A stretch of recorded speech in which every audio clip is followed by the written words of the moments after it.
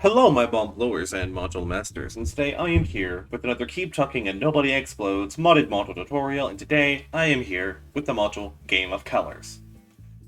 Game of Colors is a difficult module, but it's not difficult in concept. When you lay out everything Game of Colors needs you to do on a table, it's not that much, but executing it is really hard. Let's go ahead and get started. This module does not require any edge work, so as soon as we get our bomb, we can get started.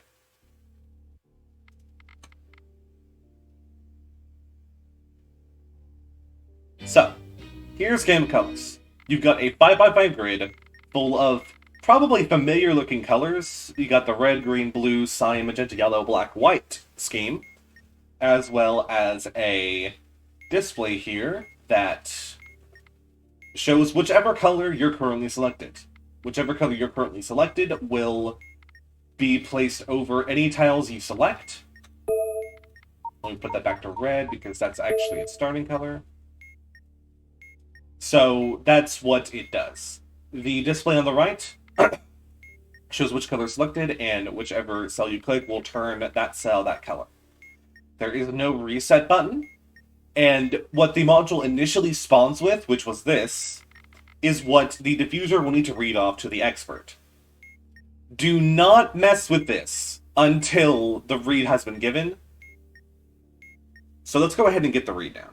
We have cyan, blue, magenta, magenta, blue, white, cyan, black, white, magenta, cyan, black, red, red, yellow, blue, blue, white, red, white, black, white, cyan, white, magenta.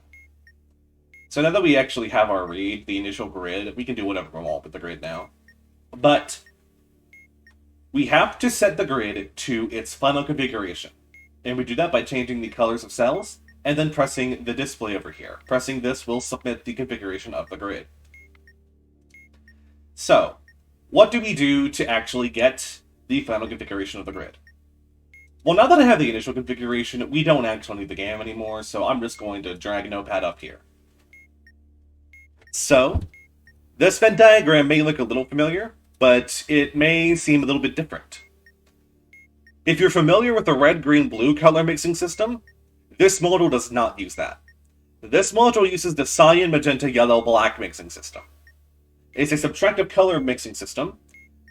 It is almost identical to the RGB system, except the secondaries and the primaries have basically swapped. And instead of white being all of them present, black is all of them being present, and white is none of them being present. So what this grid is that this is 3 simultaneous 5x5 Game of Life grids stacked onto each other using the cyan, magenta, yellow, black color mixing system. We're going to have to parse the grid into its separate cyan components, then all of its separate magenta components, then all of its separate yellow components. So first we're going to separate the grid into its cyan components. If the cell has a cyan component, I'm going to mark it as a 1, and if it does not have a cyan component, I'm going to mark it with a 0. So colors with a cyan component include cyan, green, blue, and black. So we have cyan, blue, magenta, magenta, blue. Cyan and blue have cyan components, magenta does not. White, cyan, black, white, magenta. Cyan does, even though white is supposed to be all of the colors. In a subtractive color mixing system, black is represented by all the colors, which is why black is a 1. Black is going to be 1 for all 3 of the grids. Anyway, let's continue. Cyan, black, red, red, yellow. Blue, blue, white, red, white. Black, white, cyan, white, magenta. So this is our cyan grid. So we're going to perform a iteration of the Game of Life principle to this. If you don't know what this is. For any 1s, if the number of cells surrounding a 1 is 2 or 3, then the 1 is going to stay a 1 in the next iteration. However, if it is less than 2 or greater than 3, it's going to become a 0 in the next iteration. For any space that is a 0, if it is surrounded by exactly 3 1 spaces, then it's going to be a 1 in the next iteration. Otherwise, it's going to stay a 0. So let's apply this to our 5x5 grid. This does not wrap around like say RPS does, so let's go ahead and apply this. 1 surrounded by 2 ones is a 1, 1 by 3 ones is a 1, 0 by 3 ones is a 1, 0 by 2 ones is a 0, 1 by... Okay, I was typoing. I apologize. So this is actually 1, 1, 1, 0. And then a 1 by no zeros is going to go to a 0. 0 by 5 ones stays 0. A 1 by 5 ones goes to 0 because it's overpopulated. A 1 by 3 ones stays 1. 0 by 2 ones stays 0. 0 by 1 1 stays 0. 1 by 4 ones. 1 by a lot of ones. This is more than 3 ones, so it's going to stay 0. 0 and 0. This is 4 ones surrounding this one. We have over 3 ones. This is exactly 3 ones surrounding this 0, so it's going to be a 1. Then these two are 0. This has exactly 2 ones, so this stays a 1. This has 4 ones, so it's going to stay a 0. This has 1 1, so it's going to become a 0, and then these two are going to stay 0. So, this is the result of iterating the Cyan Game of Life grid by 1 iteration. And we're going to do the same process we did with Cyan with both the magenta and the yellow components. So for magenta, the colors that include magenta components are magenta, blue, red, and black, and don't include cyan, green, yellow, or white. So, cyan, blue, magenta, magenta, blue, white, cyan, black, white, magenta, cyan, black, red, red, yellow, blue, blue, white, red, white, black, white, cyan, white, magenta. Double checking, but I believe this is the correct... Yep, it should be. Okay. So, now that we've parsed all of the magenta components, let's go ahead and do a Game of Life with this. 0 by 1 1, 1 by 2 ones, 1 by 3 ones, 1 by 4 ones, 1 by 2 ones, 0 by 2 ones. And this is just the same process for all the colors. I'm not going to skip over this because it's good to practice this, since there are like 3 main components that you can mess up with this module.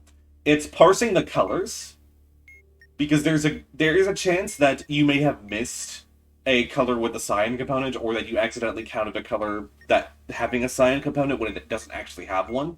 So that's one source of error. Another source of error is accidentally messing up the Game of Life, which is not too uncommon. Game of Life is hard to do, especially if you're doing it 3 different times.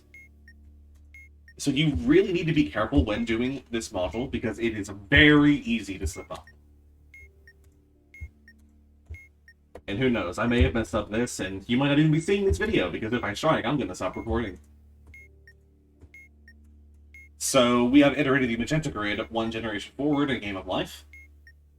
And then finally, we're going to parse the yellow components. The colors with yellow components are green, red, black, and yellow. And it excludes cyan, blue, magenta, and white. So cyan, blue, magenta, magenta, blue, white, cyan, black, white, magenta, cyan, black, red, red, yellow, blue, blue, white, red, white, black, no, that's 1, white, cyan, white, magenta.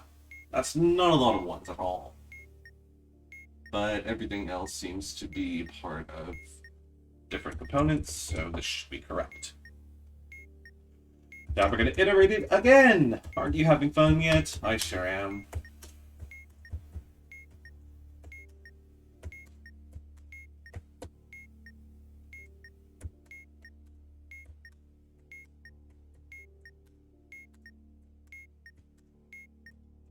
And we have successfully iterated all 3 grids of our Game of Life by 1 generation.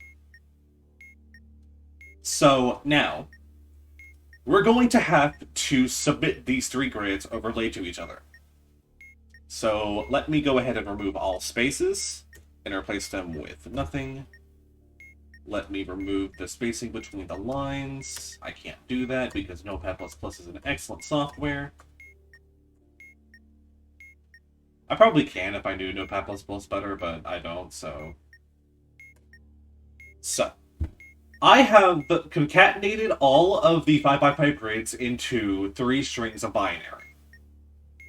And so now I'm going to mix the binary together. So what I'm doing is, if there's 8 possible ways that the columns of binary can be arranged. So if only the top row has a 1, that means only a cyan component is present. If only the middle row has a 1, only the magenta component is present, and if only the bottom row is 1, then that means only the yellow component is present. If the 1 and 2 rows are both 1, that means that the cyan and magenta components are both present, which results in a blue. If the second and third columns have a 1 present, that means that the magenta and yellow components are both present, which results in a red. And if the top and bottom columns have a 1, that means that the cyan and yellow components are both present, which means that's going to result in a green. If no components are present, that results in a white. And if all 3 components are present, which doesn't seem to be true for any of the columns on this particular game of colors, then the resulting color is going to be a black. So we're going to parse all these columns, all 25 of the columns. And then this is going to give us the colors of the final submission grid in reading order. So we have just cyan, cyan magenta, which results in a blue, nothing, which is white, just magenta, nothing, just yellow, 1 and 3 is green, nothing, 2 magentas, 1 yellow, then 2 nothings, 2 and 3 is red, the middle is magenta, bottom is yellow, top is cyan, bottom 2 are both red, top 2 is blue, the middle is magenta, and the last 3 are white. So I'm going to format the Game of Colors grid into a more readable version. And so, we're going to replace the colors on the initially displayed grid with these colors. So, as an expert reading this off to a diffuser, you have like 2 options. You can just read them off in reading order, so you can be like cyan, blue, blue, white, magenta. And then the diffuser will have to scramble, changing to blue, clicking this, blue again, white, then find magenta, blah, blah, blah, blah, blah, blah, blah. Or, what I prefer is that, let's see how this scrolls. This doesn't seem to be scrolling in a particular order. So, what I would do is just have the diffuser tell the expert a color, and then the expert can just tell them all of the cells that contain that color. So for red, it would just be Echo 3, Echo 4, and Delta 4. For green, that is just Charlie 2. For yellow, we have Bravo 2, 3, and 4. For blue, we have Bravo 1, Charlie 1, and Alpha 5. Magenta has Alpha 3, 4, Bravo 5, Echo 1, 2. Cyan has Alpha 1 and Charlie 4. White has a lot.